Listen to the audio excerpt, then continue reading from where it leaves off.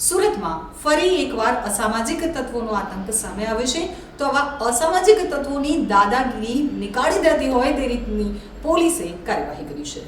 સુરતમાં અસામાજિક તત્વોને પોલીસનો જાણે કે કોઈ ડર જ ન હોય તે રીતે જાહેરમાં રોડ ઉપર રહેલી કાર અને બાઇકોમાં તોડફોડ કરી હતી। અસામાજિક તત્વોએ આતંક મચાવવાની સાથે સોસાયટીના વોચમેનને લાકડીથી માર પણ માર્યો હતો। તોડફોડ કરતા સીસીટીવી વાયરલ થયા હતા તો પૂણા પોલીસ દ્વારા 3 યુવકોની ધરપકડ કરવામાં આવી છે।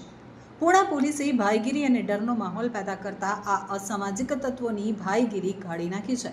સોશિયલ મીડિયામાં અજાણ્યા 3 ઇસમોનો જાહેરમાં ચીજવસ્તુની તોડફોડનો વિડીયો વાયરલ થયો હતો તો વિડીયોની તપાસ કરતા પૂણા વિસ્તારમાં ભૈયાનગર ખાતેનો હોવાનું સામે આવ્યું હતું। વિડીયોમાં અજાણ્યા 3 ઇસમો જાહેરમાં 2 કાર તેમજ બાઇકની તોડફોડ કરતા હોય જે વિડીયો વાયરલ થતા પૂણા પોલીસે તપાસ હાથ ધરી હતી અને બનાવવાળી જગ્યાના સીસીટીવી ફૂટેજ તથા હ્યુમન સોર્સિસ મારફતે તેમજ ટેકનિકલ વર્કઆઉટથી 3 ઇસમોને પકડી પાડવામાં આવ્યા હતા।